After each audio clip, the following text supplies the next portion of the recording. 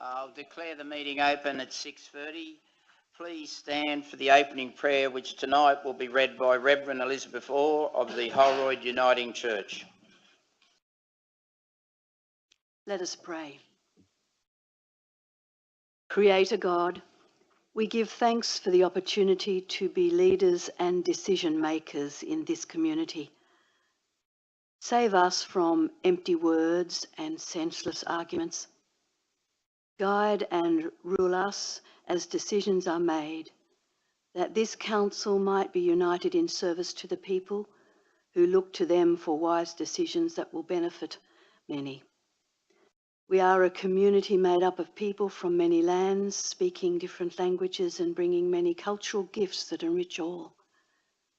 Give this council a loving concern for all the people, that we may all work together to bring peace, unity and justice and the common good for all.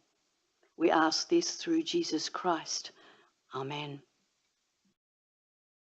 Thank you, Reverend. Please remain standing for acknowledgement of country. I would like to acknowledge the traditional owners of this land, the Darug people, and pay my respects to their elders, both past and present. Please remain standing for the national anthem.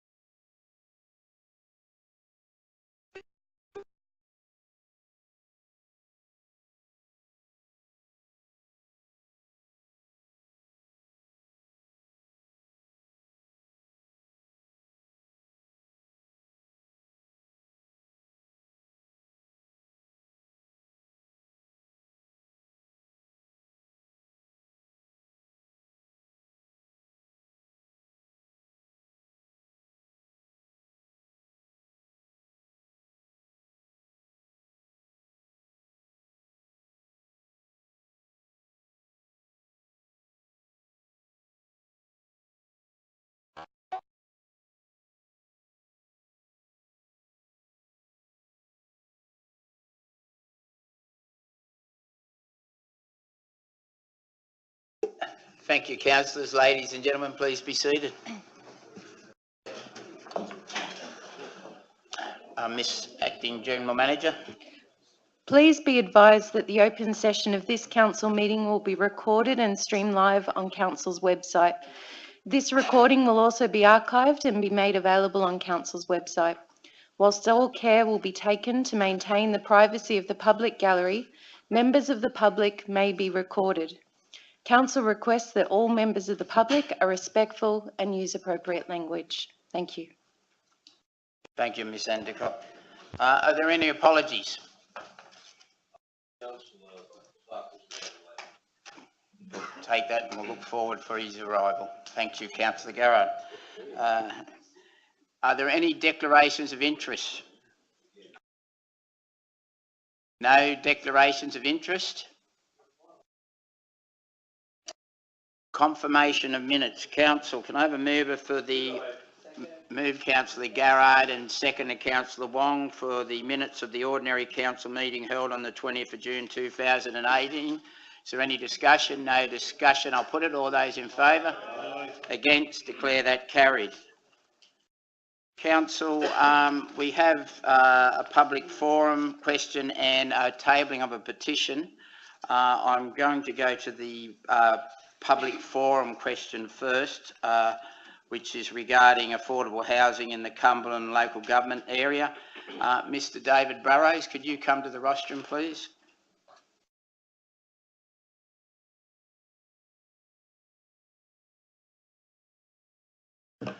Thanks for letting me talk.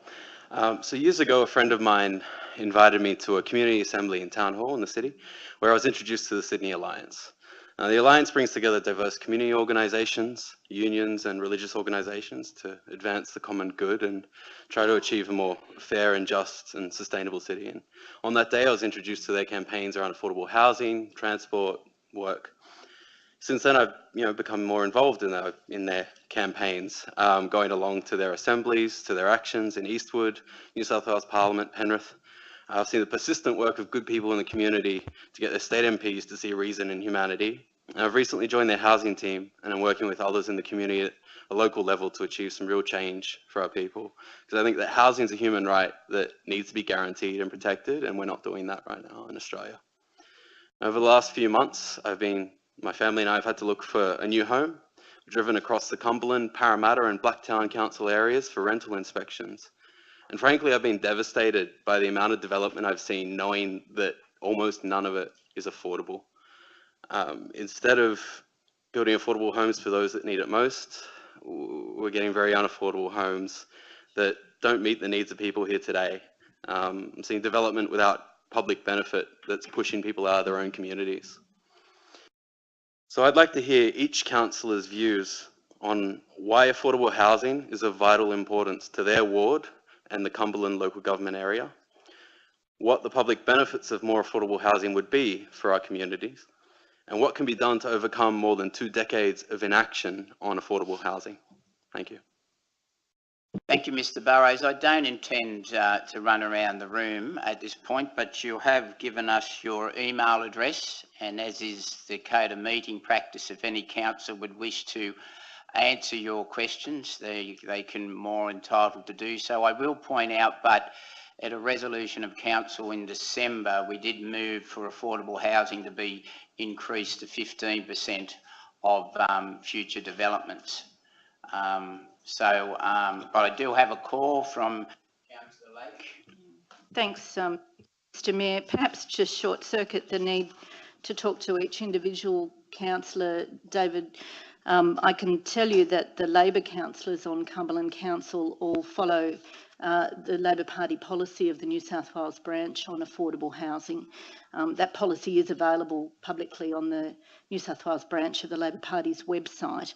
But very briefly, there's 4 main points. The first one is that if Labor's in state government, it will conduct a full audit of all publicly owned land and create an affordable housing land register. Secondly, refocusing of urban growth to give greater powers to drive the release of land identified in the register and bring it to market as quickly as possible as affordable housing, and have a 25% affordable housing mandate on government-owned land. And then in relation to privately developed land, the policy says that Labor will introduce a mandate of 15% of new dwellings or floor space on privately developed land. That will then be designated as affordable housing and be available for rental or sale to low to moderate income households. So that's Labor Party's policy, and the councillors sitting here from the Labor Party will all support that policy. Thank you. No other comments? Thank you, Mr. Burrows. Oh, sorry, Councillor Addy, it didn't come up on the screen, but I'll take Councillor Addy and then Councillor Grove. Councillor Addy? I'll leave the thunder for Councillor Grove, Mr. Mayor, to respond.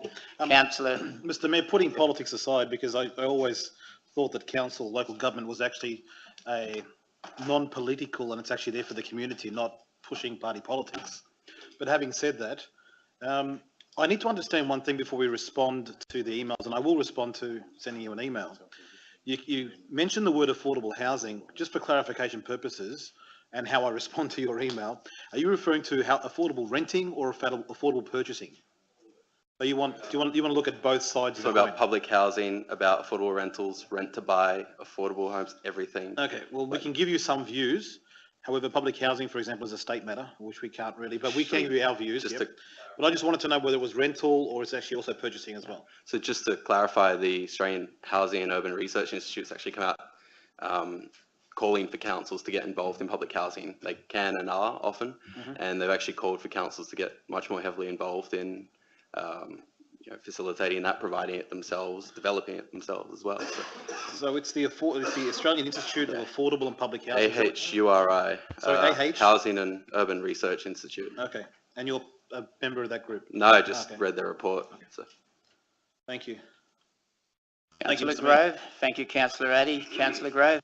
Can I just, there's often a bit of conjecture. You've made reference to affordable housing and public housing or public investment in affordable housing. I just wanted to just get a better picture of what your alliance's view is when it comes to defining affordable housing. Are you talking about housing which is charged at levels which don't create rent stress, or are you talking about, something which is closer to social housing rent level? Look, I mean, I'm here primarily representing my views, and it's, like I said, the gamut. Certainly rentals that don't induce rental stress, because there's, I think it's something like 6,000 people in the area currently in rental stress. Certainly public housing as well. Like I said, at all levels of affordability, whether it's public housing, an affordable rental, rent to buy, I think is something worth exploring as well, so that people can get a foot in the market, actually have a home that's theirs. I'm a big supporter of all of them. I think we desperately need all of them, because right now all we've got is, homes to buy that no one who needs them can afford, and homes to rent that no one that needs them can afford, and people being pushed out of their communities because of it. So. Yeah.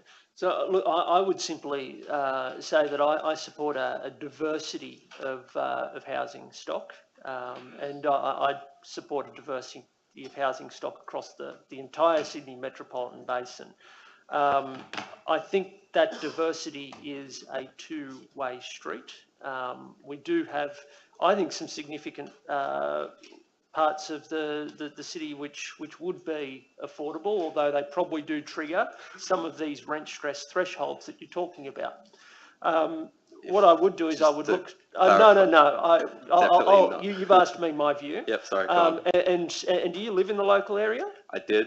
Okay. Until we had to move out because we couldn't find an affordable place here in time. What I would simply say is I look at other parts of Sydney that are not pulling their share when it comes to the affordability mix. Now, I note that some of them have started to develop policies, particularly around the northern beaches and other communities. I think some of those areas need to pull their weight as well. We're going to have a significant chunk of this city rezoned to increase housing stock, to increase housing supply. This will not go to the Lexus and Mercedes end of the housing market. I think when you look at the population pressures on this community, when you look at the intakes of people with social challenge, I look to Auburn. It's been a very welcoming community for refugees and new migrants. I think that our city will continue to have an affordability priority, but we don't want to be the only. I've been asked a question, so I'm providing an answer, Councillor Elmore, and the fact that you didn't have an answer, you just had a Labor policy playbook, is your call. Council. Yeah. Council. Well, look. One moment. Councillor Grove has the floor. I'm mindful that I only have half an hour for public forum. I have one Councillor Zareka, and I have three other speakers who wish to speak on another subject. Sure.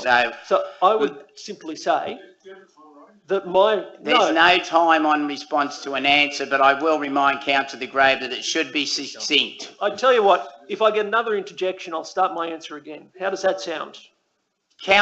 Councillor Elmore, would you please let Councillor Grove finish? Thank you.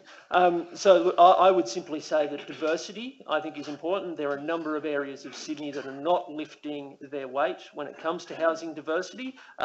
We have tended to support growth over NIMBYism across this entire community. That's all three councils that made up that area, and I would call on councils, particularly councils, to the east and to the north, to follow in the footsteps of Cumberland and lift their part of the weight. Thank you. To clarify a quick point, if you're a single person on youth allowance or New Start, there are no affordable homes in Sydney at all for you. I take your point, but I'm mindful of the time, Mr. Burrows. Thank you. Councillor Zareka, if you could please be succinct. Stand or not stand? No problem. Yeah. Thank you for, sorry, I didn't catch your name. David, sorry. Thank you for the question, because, I mean, lately I think I've been going through myself, I talk personally, not on behalf of anyone, I think I've been going through an enlightenment, if you like. In fact, 2 weeks ago, I spent a very, very cold night on the at a wharf when I participated in the CEO sleep out. And to be frank with you, right now, I can still feel the coldness on my back. That's how profound that event was for me. And the stories that we heard there were incredibly moving. How someone could be in a job one minute and then without a job the next, and all of a sudden they're on the street with their family. So anything that I can do from a councillor's point of view, our powers are limited. We're not on a state level or a federal level. Anything that I can possibly do, I'd be doing, especially for affordable housing from a rental point of view. Thank you, Councillor. Thank you, Councillor Zareka. Thank you, Mr Burrows. Thanks for your time. Thank you. I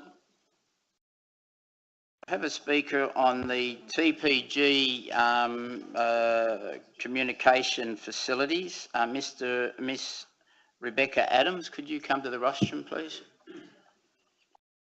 Miss Adams, I know you have a very lengthy statement, which I believe all councillors have received. Okay. Technically, the speaker's only to have 3 minutes plus another minute extension, so I just make you mindful of that. Okay. I have tried to cut out a lot of it. Sorry. Thank you. Mr Mayor and councillors, thank you for your time and the opportunity to hear from your community. You would be aware from media reports and phone calls to the council that residents are completely opposed to TPG's planned installation of so-called low-impact facilities, like the one at 1 Jenkins Street, Brella.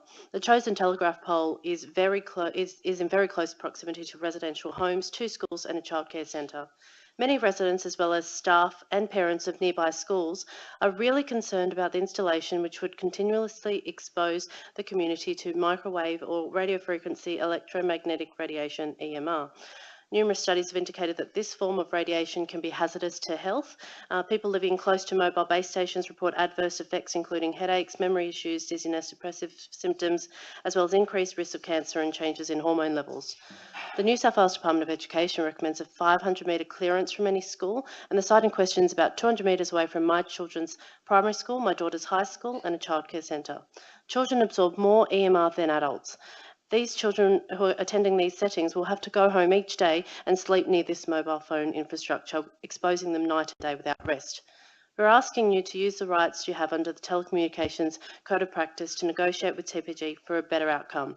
TPG likes to say they've followed protocol. However, by sending contractors to proceed work at the site before the public consultation period had even ended, seems to have breached both the Code of Practice and the Mobile Phone Base Station Deployment Code, which needs to be reported to ACMA by Council. The truth is, you've done the right thing and listened to residents and written to TPG opposing the installation. We ask that you specifically email Joel Davis from Urbis to object the proposed installation at our site, and we're asking you to use the rights as council and owner of land to negotiate with TPG on community's behalf. TPG is obliged to get the TIO involved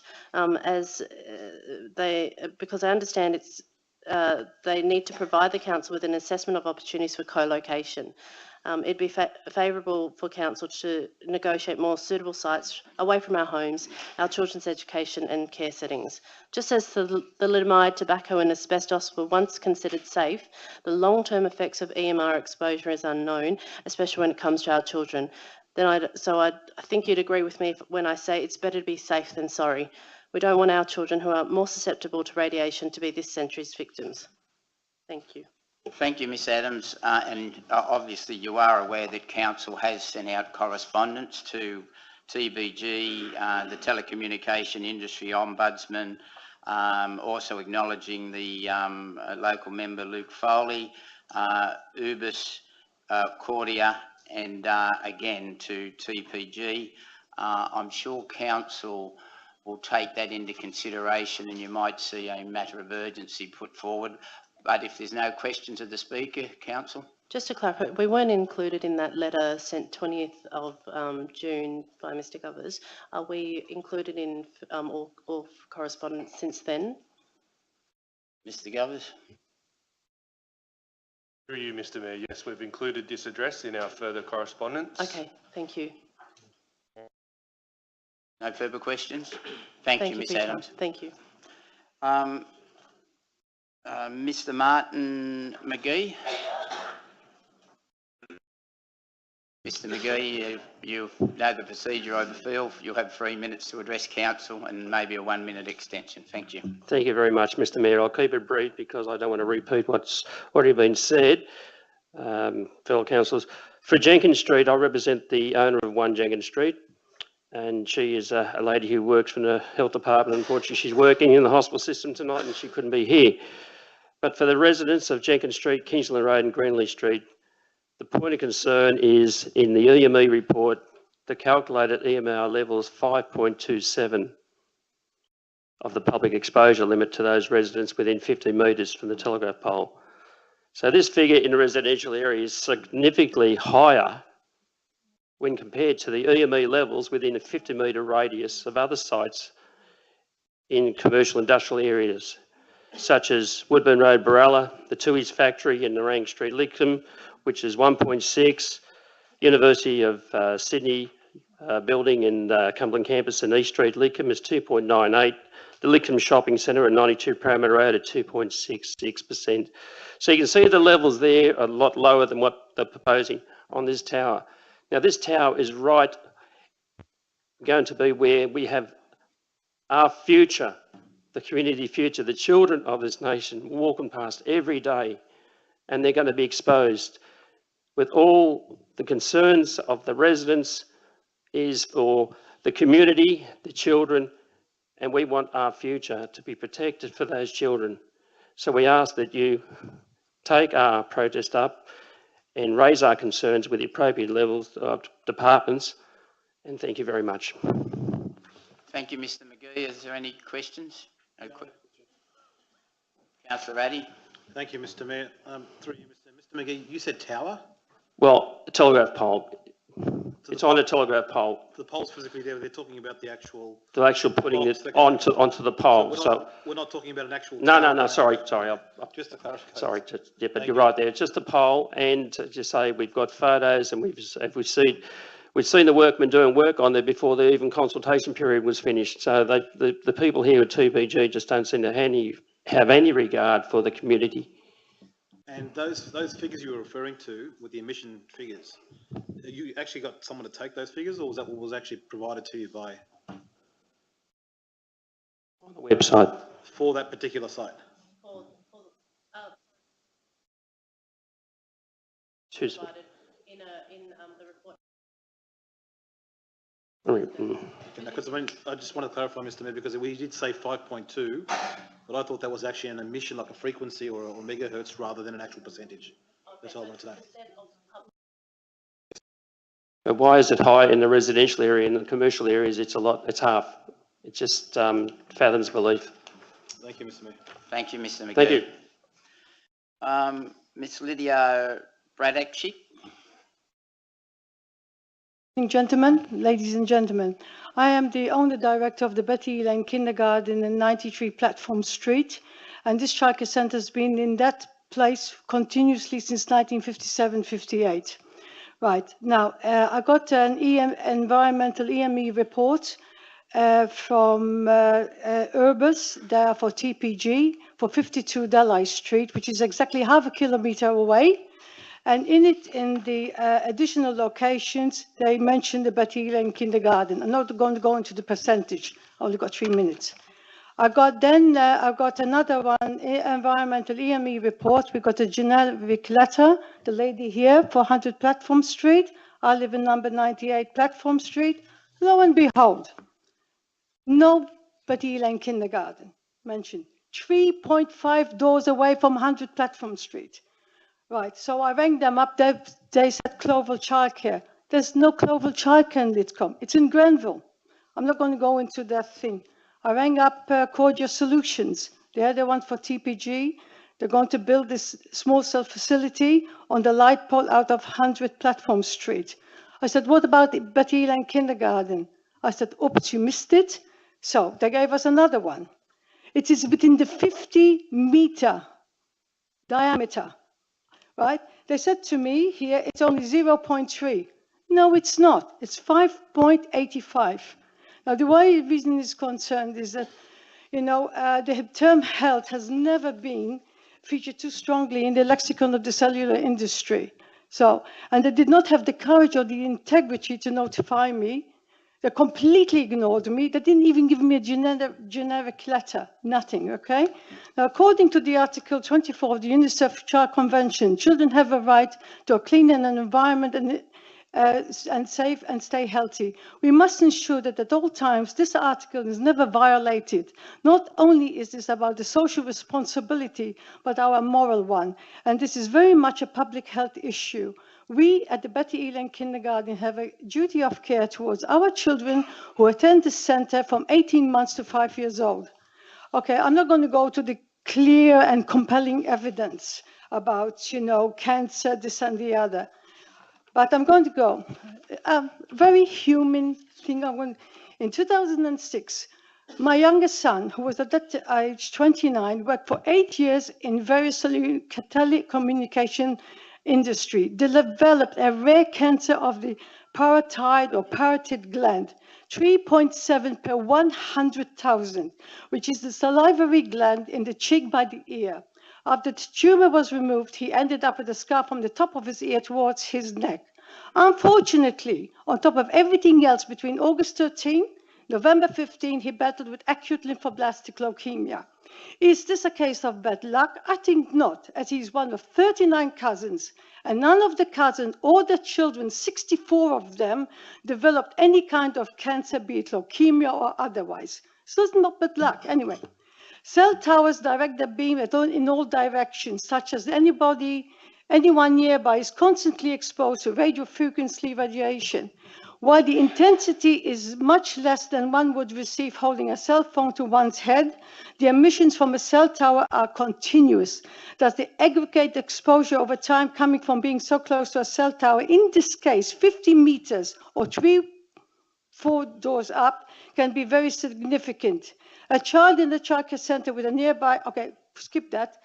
There's a particular concern when the cell tower is placed near a childcare center where toddlers and small children attend 10 hours per day, 5 days per week.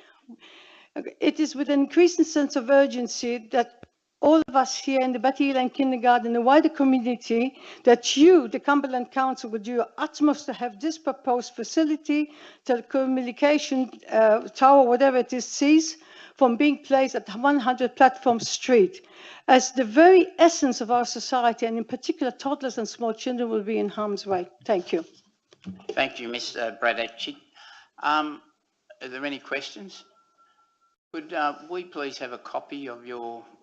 I will send you the one I sent to Mr. Bays at Cordia Solutions, which is, I can email it One to of the officers will give you some contacts, if that would be Yes, possible. yes, yes, yeah. Thank you. Okay, Thank you.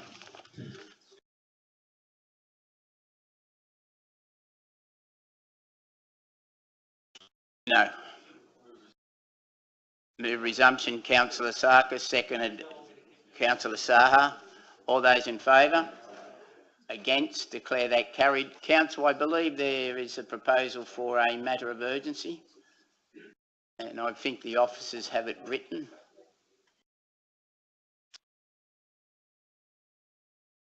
And if I can get a mover and a... I've got Councillor Campbell and I've got Councillor Sarkis. And I will accept that as a matter of urgency. Just for the gallery, if they can't see, that the Council lodged a complaint to the Australian Communication and Media Authority pursuant to the Industry Code C564 211 mobile phone-based station deployment. The code that the PTG has not complied with the procedural consultation requirements set out in the code because the installation of various low input facilities has occurred prior to the conclusion of the consultation process required under the code, and 2, request that PTG respond to Council's corresponding setting out its objections and upon receipt of that response from PTG. If council remains dissatisfied, council asks PTG in writing to refer its objection in the council's correspondence to the Telecommunication Ombudsman's pursuant to clause 4.36 of the Telecommunication Code of Practice 2018. I have a mover and a seconder. Is there any discussion? And I'm mindful of the legal ramifications, so councillors, please be careful. Lasakis. That this was significant enough that we had already prepared this recommendation. So I want the residents to know that we were proactive in putting this together, and that's why the motion is before us. We have considered this, we have considered the implications on the residents, and taking that on board and knowing what federal legislation is with respect to telecommunications, we still decided to go forward and put this through. And that's why I was happy to second the motion, Mr. Mayor. Thank you, Councillor Sarkis. Councillor Campbell.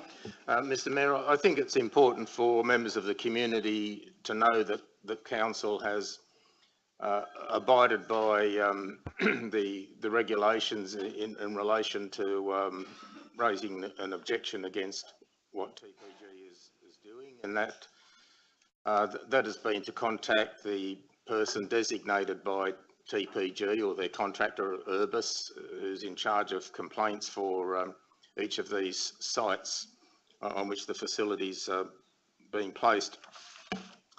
And there is a process which could see council taking the complaint to the relevant authority, and that's what we've set in place here. So I think there are two issues. Firstly, that TPG has gone ahead and installed some of these boxes during the period of consultation, and that is a matter which ought to be reported to the appropriate authority, which is the Australian Communications and Media Authority, and it's up to them to follow that up and take whatever action they regard as appropriate. The second issue is separate to consultation or distinct from consultation, that is whether or not these things should be put up wherever TPG wants them. And the relevant legislation does carve out a role for council in getting involved there, but I think people need to understand that council can't tell TPG we're not having them in our local government area, and unfortunately we can't tell them we're not having them in residential areas.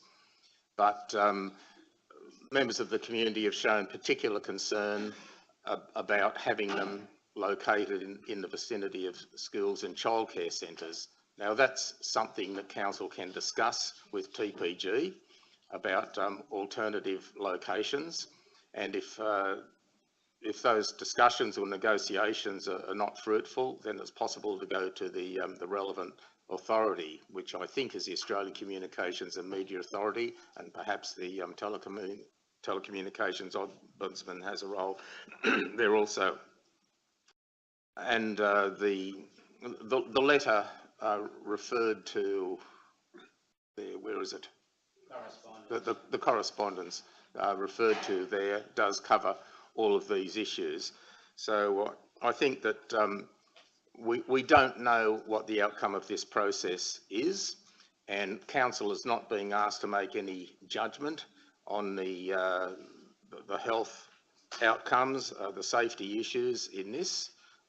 But what's important to us is to ensure that the proper processes are followed and the relevant authorities have these issues drawn to their attention, and that they will adjudicate on the health and safety issues. Our role is to make sure that this process takes place.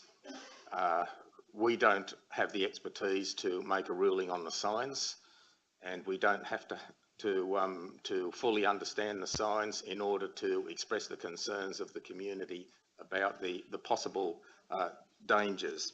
So I urge the council, it'd be a wonderful thing if we had a unanimous vote on this, but I urge the council to to note the objections of members of the community and to demonstrate to the community that we are united in making sure that the proper processes take place. Thank you. Thank you, Councillor Campbell. Any further discussion? Just a point of, Mr Mayor. Councillor Addy? Yeah, just a point that I also let the community know that our lawyers have been involved through this process and that our lawyers will continue to be involved in the process all the way through so that we make sure that we will try every legal avenue we can to actually try and assist. Thank you, Councillor Addy. Any further discussion? No further discussion. Councillor Campbell, right of reply. I've got to take it to a vote unless we go out of... Move Councillor Zarakis, seconded Councillor Christou. All those in favour? Against, declare it carried. I'm sorry, ma'am, I don't know your name. Would you like to come to the Just rostrum? a quick question. My name's Gina and I'm the resident of 100 Platform Street where this tower is going to be placed. How do we as the community know if it's not going to happen or it is going to happen? And if I see workers out the front, what can I say to them? Well, we'll wait for our correspondence to come back. We do have, after a meeting with the officials of TPG, that no further work will take place until they reply to our correspondence.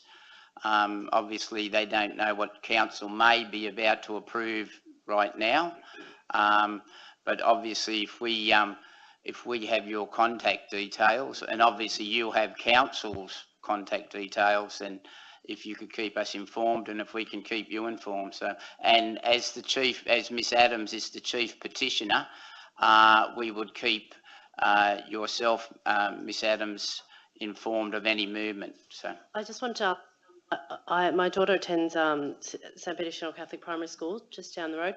And also I spoke to the principal there. He asked that the Catholic Education Office write to Urbis on our behalf, which he did, and also on behalf of Trinity Catholic College next door.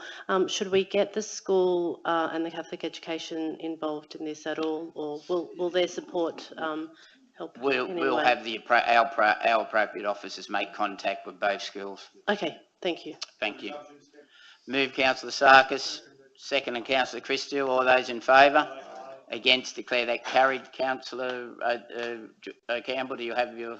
There's nothing to reply to, Mr Mayor, but I'd just like to...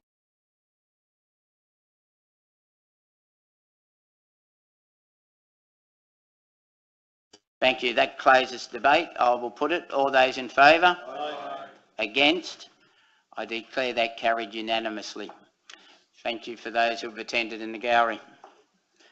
Council, items by exception, and I'll run through the list. So, does anybody wish to discuss item CO7/18-121, the draft compliments and complaints? No. Item 122, the adoption of the Cumberland Community Safety and Crime Prevention. Yes, yeah, yep. It will be plus a recommendation, which I will read. Item 123, progress report of the Centre Community Safety Access Audit. No. Yes. Councillor Lake. Item 124, the Auburn Botanical Gardens. Yes. Councillor Garrard. Item 125, the Auburn resident parking scheme. No. In the traffic report, are there any items which council wish to discuss? No? Okay. So we'll move that. And then we're in the notices of motion and then close council. So I think I've got Councillor Sarkis and then Councillor Saha that items... Put the addition on... I'll bring that up before we go. Item 121, item 122, which I'll just go to. We said no to that. No, but there is an addition that...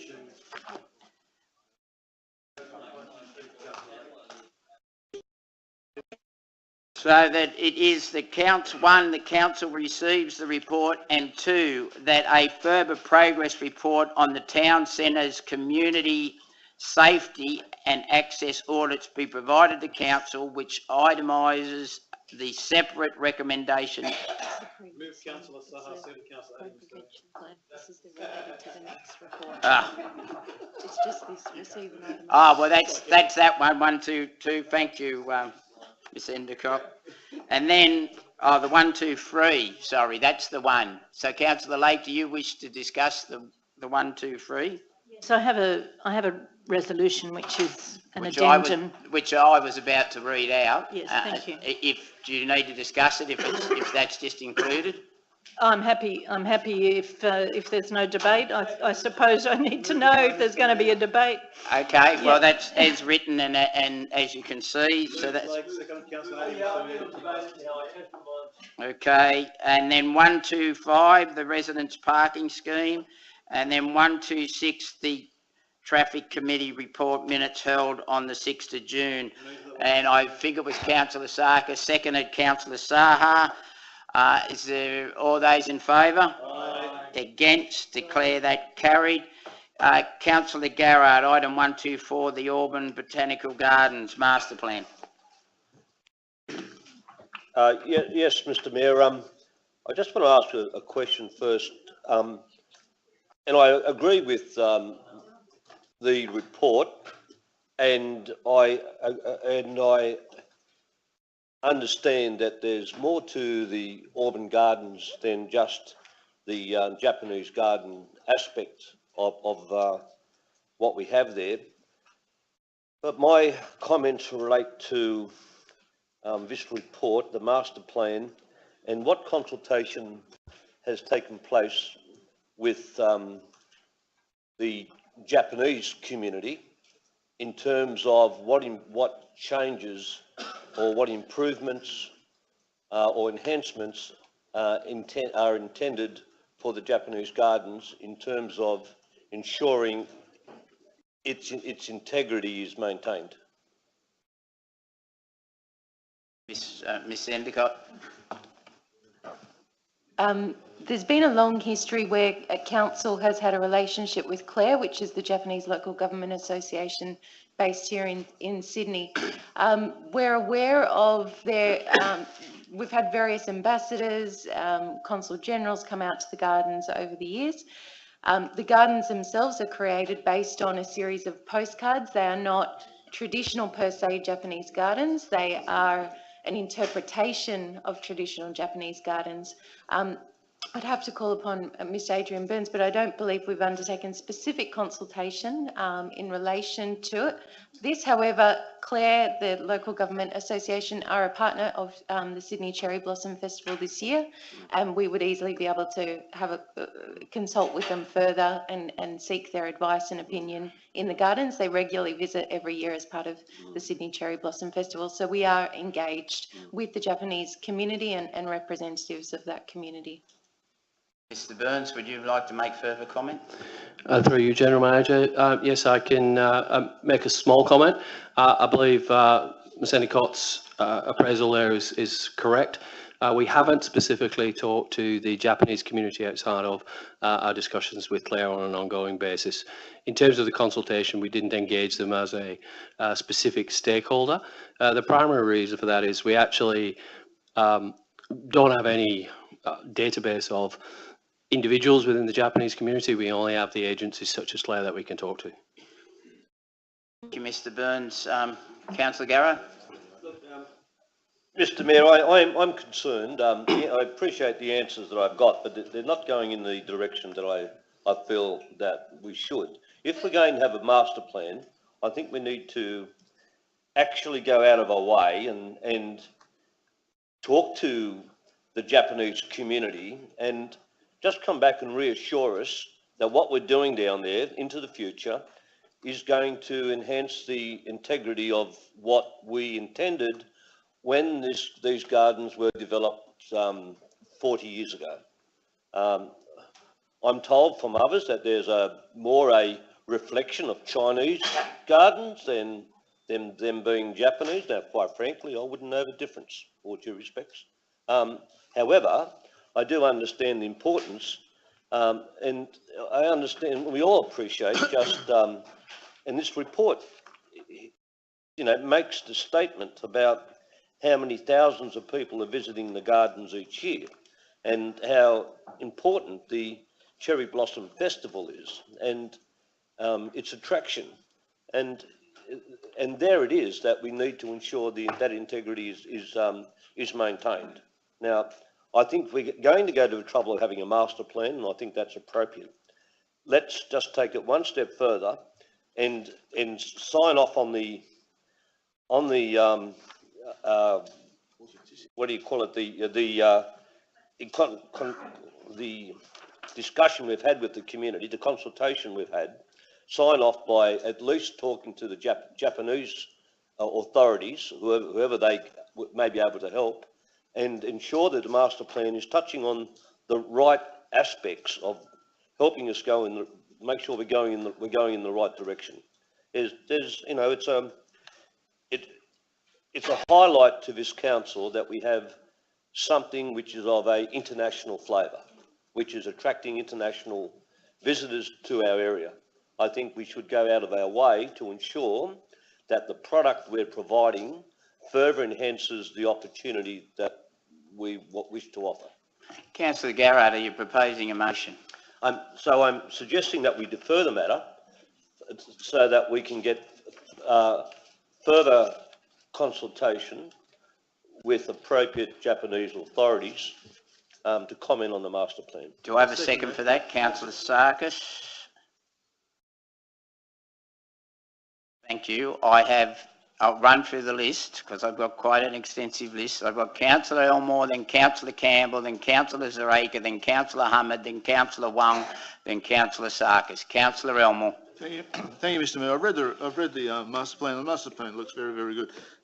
As we all know, Auburn Botanical Gardens is very, very popular. I can't remember when it was actually built, but I think it goes back to the 60s or 72, was it? Yeah. And my family and I often, when my children were younger, visit the gardens, and you know, we spend some time there relaxing and having picnics in the botanical gardens. But I also like the way that the master plan was consulted with, particularly the Cumberland Access and Inclusion Panel, and also the Aboriginal and Torres Strait Island Committee.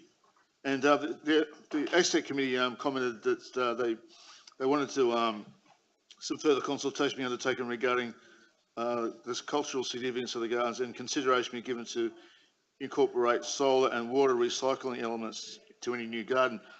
When I went through the master plan, I couldn't see that there's any water harvesting or solar lighting. Could I ask the staff to comment if that is being included in the master plan? Mr. Burns. Mr. Mayor, we are currently undertaking some works in regard to upgrading the lighting as part of the Stronger Communities funding. The inclusion of LED and solar has been included in the brief for that works, and where possible we will be including solar and LED lighting.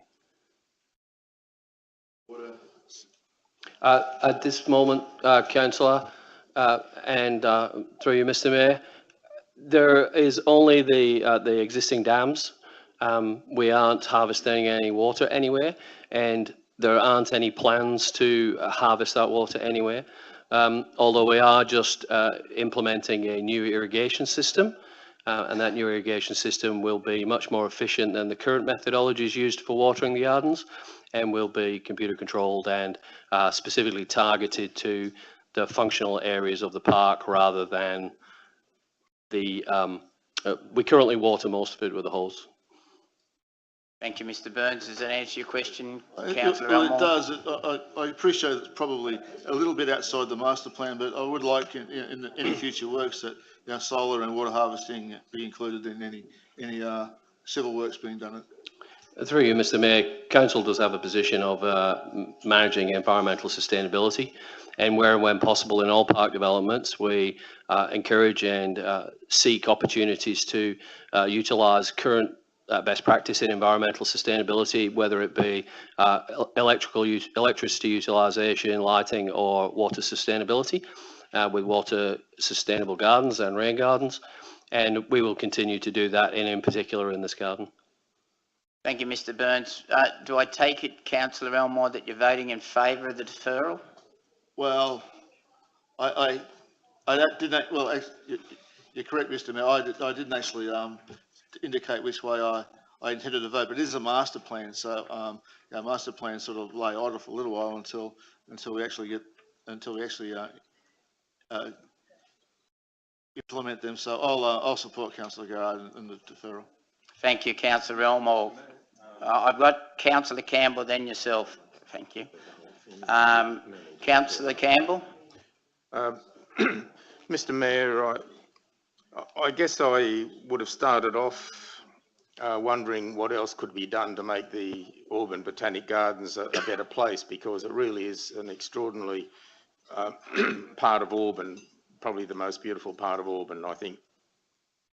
And but when I read through the report, I could see that it's a very comprehensive report, and there are lots of good ideas there to improve it. And it really was a joy to read this report. I felt inspired. If I hadn't run out of time on the day, I would have gone down to the gardens to read the report. Just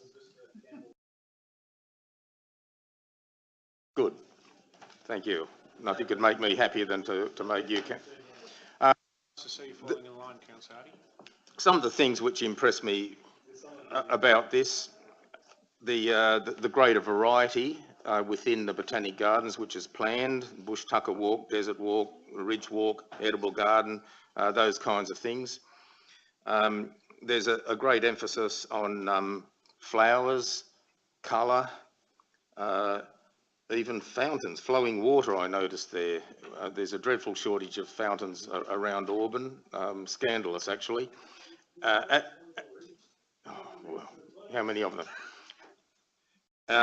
Also, I think Auburn Council unfortunately had a great aversion to flowers. I don't know why, but I noticed that there's a lot of emphasis on putting flowers into the Auburn Botanic Gardens. If you want to see flowers anywhere in Auburn, you have to go to the Botanic Gardens, really, either there or the walkway next to the library. There aren't many more flowers in Auburn, so the more flowers we can have, the better. They don't all have to be high maintenance. Flowering trees, bougainvillea is beautiful, and you never have to do anything other than look at it. So the more flowers, the better. Flowing water, fountains, what more could you want in life? A wonderful place to go and read the council business papers. What I would like to, I'm also pleased to see reference to reopening the Chisholm Road entrance to the gardens, which was closed many years ago. I think it was closed at the time that the entrance fee was introduced, probably as a way of making sure that, well, you don't have double staffing and whatever, I don't know. But at the Cherry Blossom Festival time, the Autumn Festival time, queues just jam up the entrance, and it makes a lot of sense to reopen the Chisholm Road entrance. There's a car park there. Did I read in a report that that's not going to be open?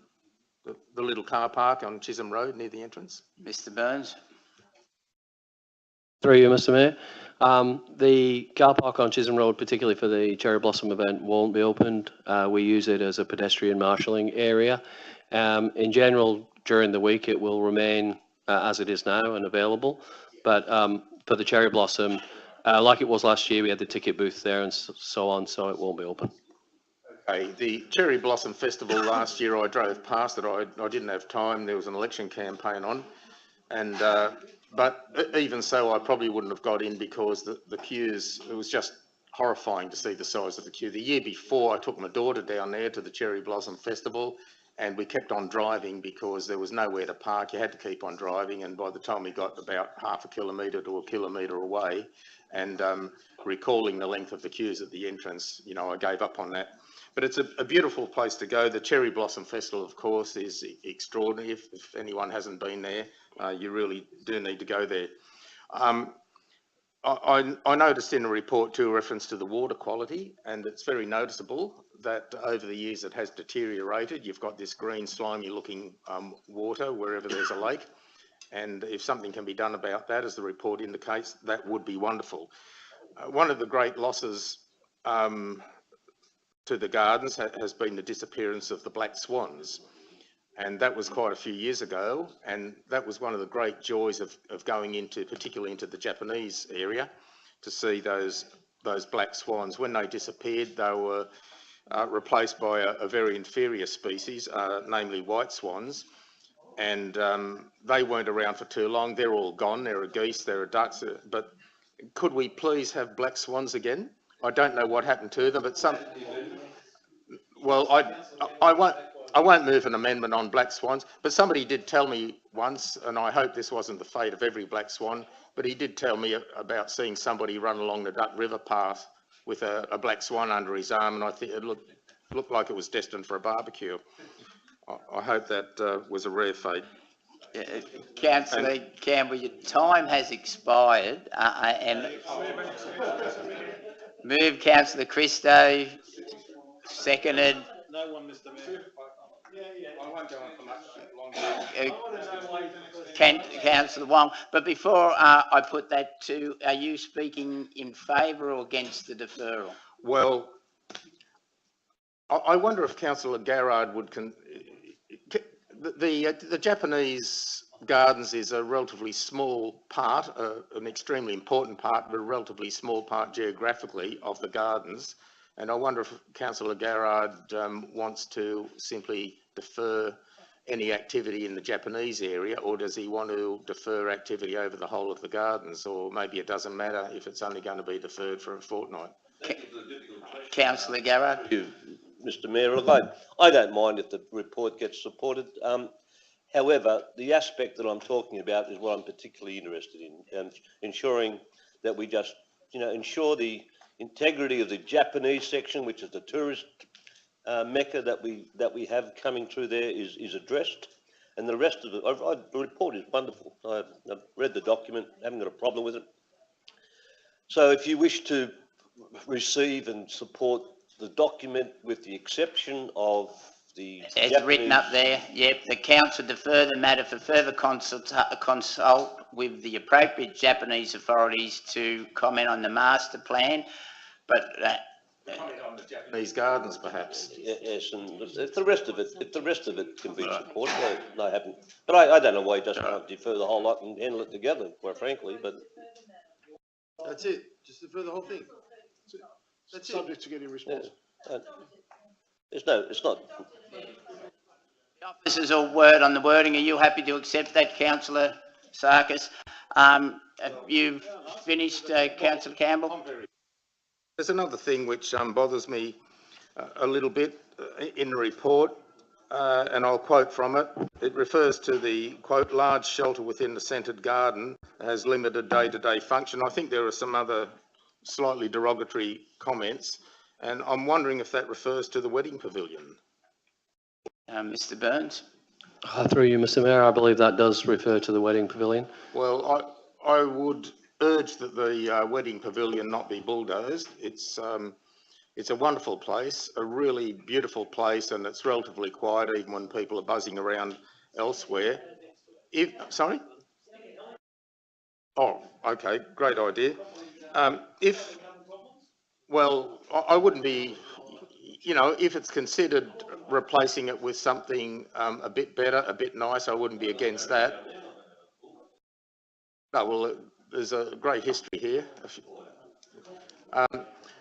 So I would urge that the wedding pavilion remain unless it is replaced by something better in the same place. It offers cover, it offers shade. I've been to many council functions down there. I think your time has expired. I'm sure that Mr Burns will take that on notice and come back with the appropriate answer. I have Councillor Zareka, then Councillor Hammond, then Councillor Wong, then Councillor Sarkis, then Councillor Grove. Councillor Zareka. Mr Mayor, I move for the adoption of the recommendation as it is. I've heard what my friends Councillor Campbell and Garrard had to say. And I think what their concerns can be effectively picked up along the way. I mean, if we adopt this master plan now, it's not going to go unnoticed that we're actually doing something with and for the Japanese people. Just in saying that, it's way past due, I think, the work done on the gardens. My earliest memory is in that garden. I mean, one of the first pictures that I had in Australia, we came in '77, was me in a tiny pair of shorts and white shorts, okay, and standing on that red bridge, you know, with a red T-shirt, you know. It was it looked a bit. Sorry. Yes, it was a red T-shirt, believe it or not. No, it didn't. Mind you, my dad loved Fraser then, so he was the reason we came to Australia. So it was definitely not Labor. Anyway, besides the point. Before you can continue, Councillor Zareka, the motion as put now by Councillor Garrard and Councillor Sarkis that the council adopts the draft Auburn Botanic Garden Master Plan, including proposed amendments as attached to this report, with further consult with the appropriate Japanese authorities to comment on the master plan.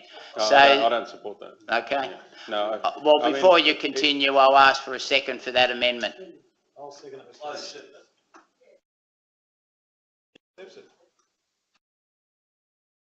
But sorry, you're not asking for further. No. Councillor Zareka isn't asking for further consultation with the Japanese community. No. Moving for the adoption of the first recommendation. That's not an amendment. No, it is. Your motion is now as written, Garrard Sarkis, the long one. So Councillor Zareka has to move an amendment to delete the last phrase. And he has, and Yep. I have a seconder, I believe, by Councillor Addy.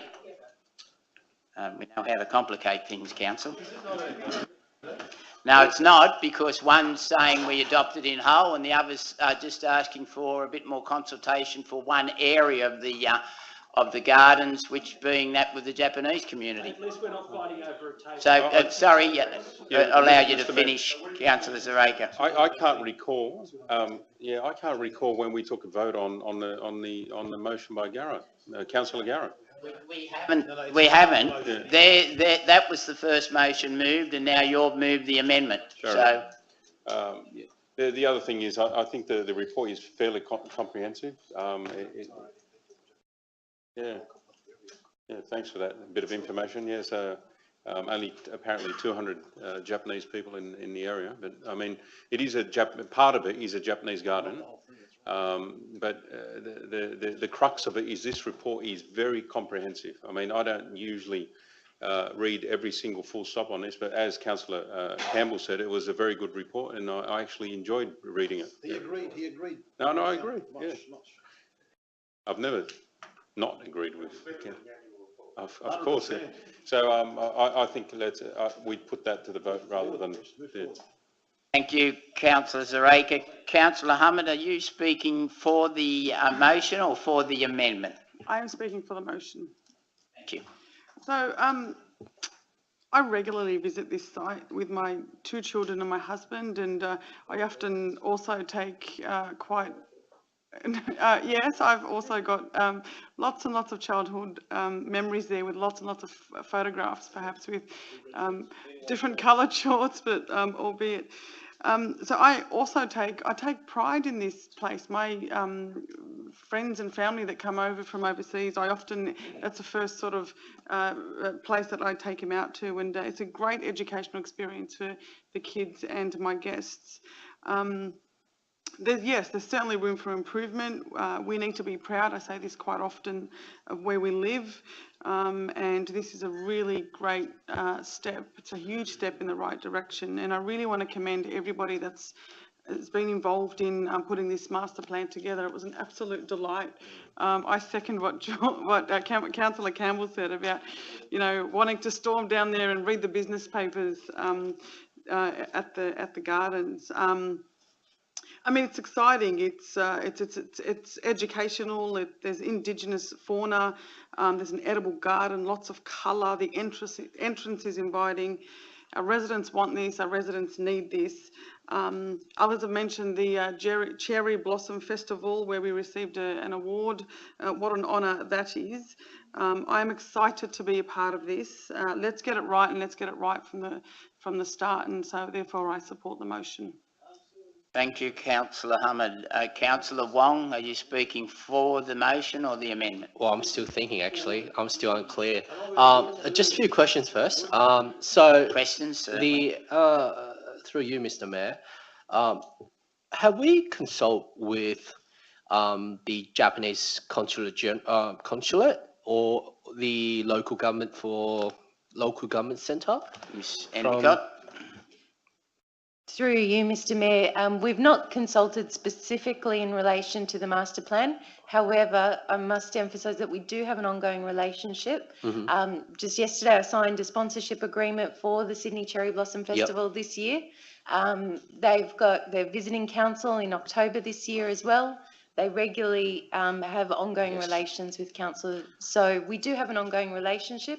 It would not be difficult for council to have a conversation or to consult directly in relation to specific elements already outlined in the master plan. Have we received any complaints from the Japanese consulate or the local government centre about this garden is being more Chinese than Japanese? Ms. Endicott? Through you, Mr. Mayor, through our numerous years of having visitors, we are aware that the garden and comments in relation to the garden are that it is an interpretation of a traditional Japanese garden. We have received that feedback. We've never received any complaints. And we do have a large volume of Japanese visitors from across New South Wales attending the Cherry Blossom Festival. So we've not received, I'm not aware of any actual complaints. Okay, thank you, Mrs. Acting General Manager. So, Mr. Mayor, I just want to add my few cents into this discussion. As someone from the Chinese cultural background, I was actually quite offended when Councillor Garrett said, one of his mates saying, oh, this is more Chinese than Japanese, because I have never felt that this garden was more Chinese than Japanese. And I'm from Chinese background. Well, mate, sorry. I have actually learned Japanese language about 3 times, once in primary school, once in high school, and once at university. And what I see from this garden is that authentic Japanese culture. What we could potentially add is perhaps we add another Golden Pavilion temple or a mini Mount Fuji. That will probably add an extra Japanese element into it. But the garden, as what it appears is at the moment, is quite Japanese. So, or maybe a sushi bar, maybe a sashimi bar as well, too. So, look, Mr. Mayor, at the moment, I don't mind supporting Councillor Garrett's motion, but I just feel like the comment previously about this is more Chinese and Japanese. All right, thank you. Councillor Wong, Councillor Sarkis. Mr. Mayor, look, I support the motion, and that's why I seconded the motion. There are a few things that I will bring up. One of the things, Mr. Mayor, is we were double guessing when the actual garden was established. I think Tom Uren is the former MP that established the Japanese side of the Botanic Gardens, as it's known. And he did that, as many of us would know, that he was a prisoner of war, and he established the Japanese gardens as something to remember the Japanese by, but in nature's own way, in a beautiful way. And albeit, if I can refer to some of the words shared by Councillor Huang, you know, you go to a Lebanese restaurant and the Westerns or non-Lebanese people that eat the food think, oh, this is nice Lebanese food. Then a Lebanese person goes and eats and they think, well, it's nice, but it's not really authentic Lebanese food. And the reason is because Lebanese know Lebanese food. And I appreciate where Councillor Huang's coming from. And you might see the difference between a Chinese garden and a Japanese garden.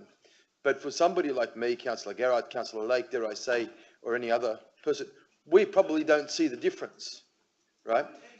And so absolutely. But what I'm saying is the people that have brought it up with Councillor Garrard and I've been privy to some of those conversations. People that are Japanese that have said that they don't feel that it's really Japanese. It's a garden that's called Japanese Gardens, but they don't have that Japanese feel to it. And if they say that, well then I can't debate that because they know what it would feel like. I don't. I know what Lebanese food tastes like because growing up I ate it every day. Dare I say, I still eat it whenever I go to Mum's place. And yes, I am Australian.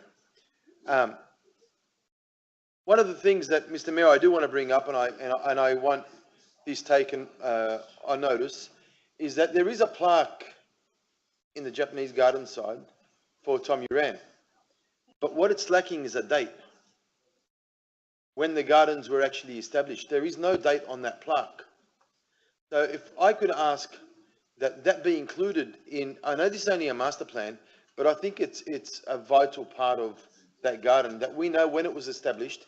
We know that Tom Uran, through the plaque, is the person that put it together, but there's no date given as to when it was actually established or put together. If I recall, there was two plaques above each other, and the bottom plaque said that it was to commemorate August 15, 1945.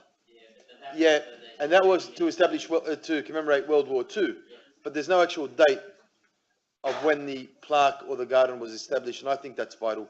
That should be added in there. So I'd ask that be taken. I'm sure the officers will take that on board and make sure that that's established. It may well be, and you know that, but everybody that goes to the park doesn't, and I think it's a vital fact that people should be privy to. Most things that are done by somebody are established after their time. The only other thing I would bring up is with this master plan, and I know it's been referred to earlier, is we spoke about this with the Woodville Golf Course with the irrigation system from the dam. There's a Duck River there, there's a number of dams there. Let's utilise the water that we can to keep that garden alive and well. And if that needs to be taken on, I know the dams have been referred to. I don't know if there are any other bore water options or any other options that have been explored that might be considered as part of this master plan as well. And I'm sure the officers will take that into consideration. Councillor Grove. Thank you, Mr. Mayor. I was going to make some comments about potential, alleged or unalleged, I'm not sure, infiltration of our gardens, and I was going to make some comments about black swans versus white swans, but I'd only wind up having to apologise to the chamber and then apologising to the people who would criticise me for apologising in the first place on the first one. So with that, I'm probably better off just saying nothing and moving that the motion be put. I need a seconder for that, so I'll put it. All those in favour that the motion be put? Aye. Against? I declare that carried. Councillor Garrard, right of reply. And before you do, if I may, I too have to declare an interest because I was married at that location myself. And just for the facts, I actually spent my honeymoon at Mount Wilson in the former cottage of Mr. Tom Uren's. And for those who can, get a copy of Hard Left, because it'll show you the trials that he went through in the fall of Singapore, Changi Prison, Hellfire Pass, and then was transferred to Japan to work in the coal mines and the steel mills before the surrender of Japan, where he made the male officers bow to the female Japanese as some form of retribution, but that was the only action he ever took against them. He was a very humane man and he should be fondly remembered. And he was the Minister for Local Government under the Whitlam Prime Ministership, and he also started the Central Gardens Park too, and they are now two of the top 10 parks in Sydney, so we should always be remembered for his foresight. Sorry, Councillor Garrard, for taking some of your thunder. Mr Mayor, it sounds like you have surrendered indeed to the Mayoress, having heard that story. We probably did at the shack. Finish first. But in reply, look, I do know that some senior staff here, senior officers in 2017, early in 17, were visited or had Japanese personnel visit the gardens. Is that not correct? Does anyone here understand? Miss Endicott? I believe there was a delegation, but yes, Miss Through Endicott. you, Mr Mayor, there would have been numerous delegations over the last 5 years from I don't know who Japan. it was, but it happened at the highest level in this organisation. And when they walked in there, and I'm told this by council staff, that when they walked into the gardens, their first comment was Chinese. Okay? That was from the Japanese delegations that came. That was I don't know who it was, but that was very well senior staff with very high credentialed Japanese people that came to the gardens. Now, all I'm saying is that we've got a master plan just to make sure we address any concern about that. And that's where it's coming from. This is coming from council staff in the past, and now's the opportunity to raise it. I've raised it correctly. I thank the chamber for supporting it, and it's a way of just ensuring that we maintain the integrity of a great asset. Thank you, Councillor Garrard. That closes debate. I'll take your point after I put the vote. Okay. If it's incorrect, let me know. Councillor Sri-Granati will agree with me. The amendment should be that the words "and further consult with appropriate Japanese authorities to comment on the master plan" be deleted. That should be the amendment. Otherwise, we're voting against something that we are then going to be asked to vote for. You see? Right. Yeah.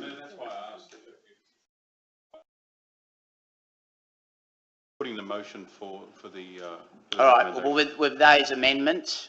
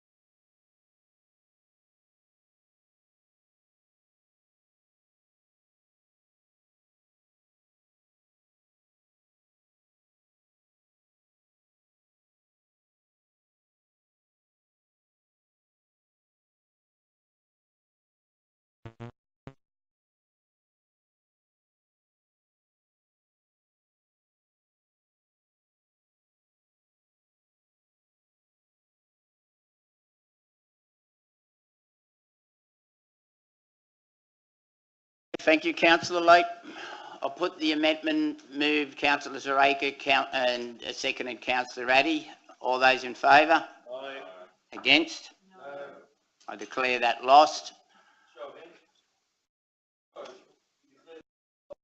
I declare the amendment lost. I'll now put the motion, moved Councillor Garrard, seconded Councillor Sarkis. All those in favour? Aye. Against? No. I declare that carried. Thank you, councillors. Council, notice of motion, Toilet time, Mr. Mayor. No, sorry, it's not a toilet. No, it's movie time. It's movie time, not toilet time. Sorry. item 127, notice of motion, outdoor screening for family movies. Councillor Elmore. I move this because Cumberland Council is probably the only council that doesn't have one of these outdoor movies in the summer months, and I did this because I was at the I was at one of the local festivals that that was run in March this year, and Councillor Campbell and I were there. And we probably raised the numbers by about 2 or 3% because there's hardly anybody there. And I was expecting I was going to dinner there with these food trucks, and there was about two food trucks selling Pluto pups, and I thought to myself, you know, we've got to do better than this. And I thought that a good event to bring people together would be an outdoor an open air cinema in Holroyd Gardens. If you look up the hill where that building is at the top, you can set up a screen down the bottom, and apparently they're not that expensive to run. But I did ask a few questions in my notice of motion, but none of those were actually answered in the report that council provided. So I would like a comprehensive report on this. I'm not asking for any funding. I'm just asking for a report. I didn't get any in council officers' comments. They didn't quote any estimates of costing or whatever. So I just want to report. Like, it's not difficult. It's not a difficult thing to answer. So I move this. I move this that the council do report on my notice of motion, and we get some sort of indication about those questions I asked. I have Councillor Grove. Yes, so Councillor Grove. Thank you, Mr. Mayor. I'm supportive of this motion, or I'm pretty. Already have a second, Councillor Saha, but I'll take it. Councillor Grove. Yeah, I'd simply make comment. I'm assuming these are officers' remarks around the resourcing implication, or the general manager's advice. That's correct, Councillor Grove. The resourcing implications are also officers' advice. Look, the former Holroyd City Council from time to time would brand itself as a can-do council, and when I look at stuff like this, there's no budget for it. There's no sort. I think we do need a more can-do culture from our staff. This is a fairly inexpensive, I would suspect, proposal. You get screen, get a projector, sausage sizzle, and probably get Rotary to do that, and it's done. I really, the fact that it's not in their budget, well, it is in the budget, it's in the events budget, and when this report comes back, I want to flag that we're going to do it, and we're going to take it out of their budgets, and if they bitch about it, we can take it out of the salaries. Because quite frankly, this sort of bitchy culture about, oh, there's not enough money in the budget, this is a $200 million government agency. The councils on this strip have never been wealthier. They've never had more discretionary income to spend. The idea that we can't commit 10 grand to something, as Councillor Elmore said, that every other council just about does, is a cultural problem which I would expect to have addressed as part of the future of this organisation. Thank you, Councillor Grave. I've got Councillor Saha, then Councillor Lake. Councillor Saha. Mayor, my councillor colleague, Councillor Elmore, just have requested a report, and I was going through the advice from the general manager. Yes, it does have a budget implication, but I see that as a council, we have actually done that. We have done an outdoor screening of family movies in our Christmas in the Garden events. So definitely council have the resources there and the experience to do this. So I don't see that this will be a really big budget item at all. And a report can be brought back to the council. And I believe that the community, especially the families, will get a lot out of it, especially on the summertime we have a couple of gardens, like I can think of the Central Garden. If we put this outdoor movie event, I believe the families will come out and enjoy their time with their kids. So I think this would be great entertainment and giving back to the community. So I fully support this motion. Thank you, Councillor Saho. I have Councillor Lake and then Councillor Zareka. Councillor Lake. I just move an amendment, thanks, Mr Mayor, to delete the word family and insert appropriate. When I see the word family, I think that probably means G and PG. But given these movies screen in summer, they can't start till about 8 p.m. because of daylight savings. It's quite late. I actually think, you know, we're probably mature enough to deal with an M movie, perhaps, as a screening. And so it's an M. Are we taking recommendations from movies now?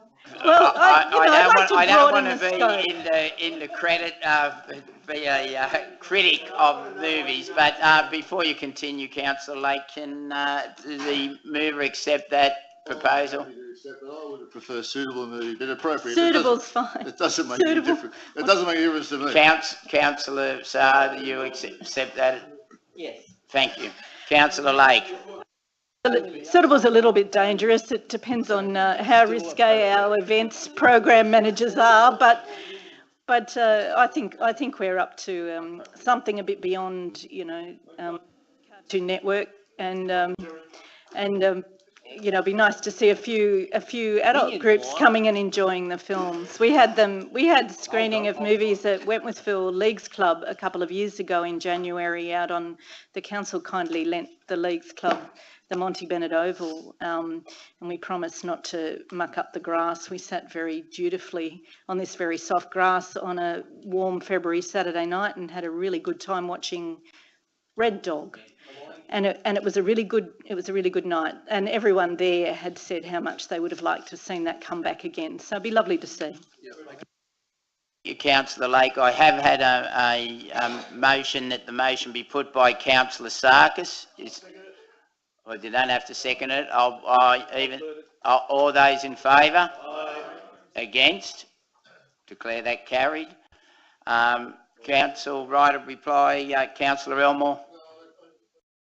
Right, I don't want to reply, Mr Mayor, because no speakers speak against the motion anyway. I'll put it then. All those in favour? Against? Declare that carried. Council, notice of motion, public toilets in Regents Park Library. I have a mover, Councillor Campbell, and a seconder, Councillor Wang. Councillor Campbell.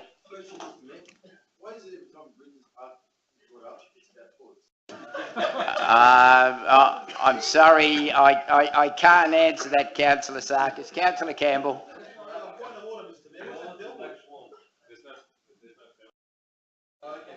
Councillor Campbell. Mr Mayor, in answer to Councillor Sarkis's question, I have a reputation to establish. Now,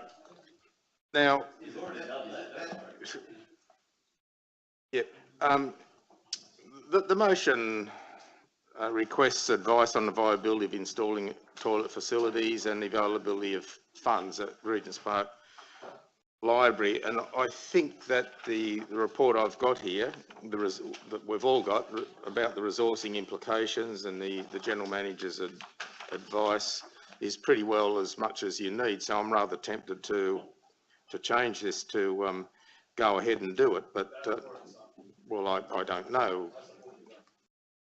Would people be happy to finalise this matter now? Yeah. Okay, so to get any further advice on the viability and the availability of funds would simply just replicate what's already here, I think. So, Mr Mayor, if that's okay, I'd like to move that Council proceed to install suitable toilet facilities at the we'll Regents just Park get the Library. appropriate wording so the 70,000 gets slipped down into the motion. Yeah. Just to identify the funding for the first quarter. Yeah. I'll just check that my seconder is happy with it. You okay?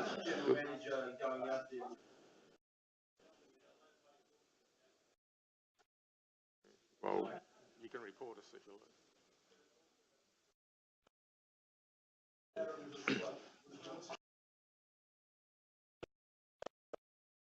That's right. Yeah. We do, just for you.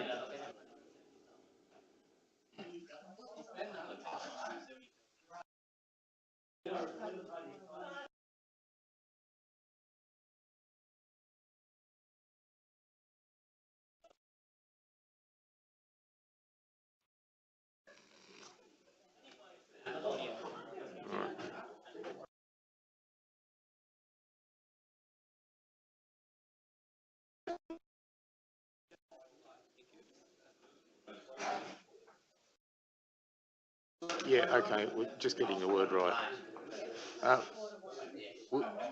We need a noun after the word adopted.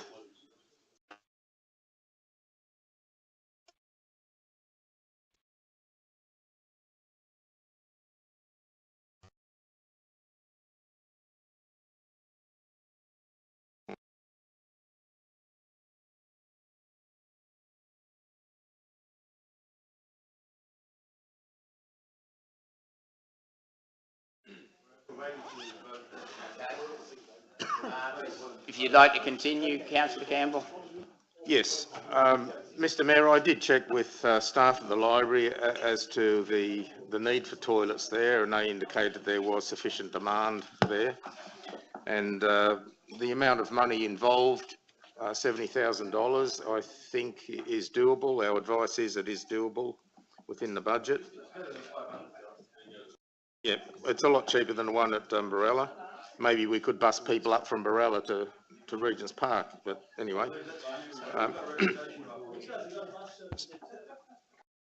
Well, I better leave it here, Mr Mayor.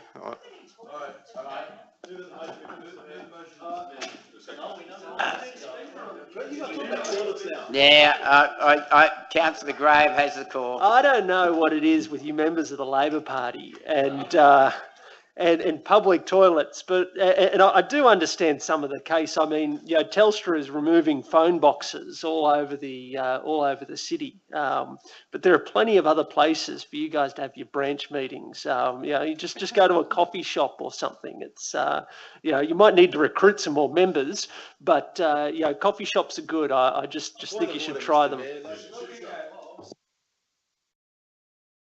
Thank you. I have a call that the motion be put. All those in favour? Against? I declare that carried. I'll put the motion. All those in favour? Against? I declare that carried.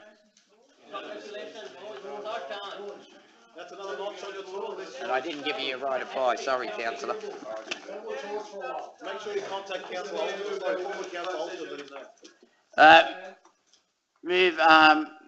I asked if any person wishes to make a verbal representations public on the proposed closure of this meeting, call forward to speak. Asked that the General Manager read out any written representation from the public, and I have a move, Councillor Sarkis, that the procedural motion will need to be moved that in accordance with section 10A clause 2D1 and D2 of the Local Government Act 1993, Council enter into closed session to discuss the CO7/18-129 Works in Kind Agreement 1 to 11 Neil Street, Maryland, as this item relates to commercially confidential information. I have it moved, Councillor Sarkis, seconded Councillor Addy. All those in favour? Against? Declare that carried. For the members of the public and the press, this means you will need to leave the chamber temporarily. Once the item is addressed, the chamber will reopen to the public and the General Manager will note the resolution which occurred in closed session for the record. He will then deal with the remaining items on the agenda. Please note the live stream will also resume following the confidential session of Council.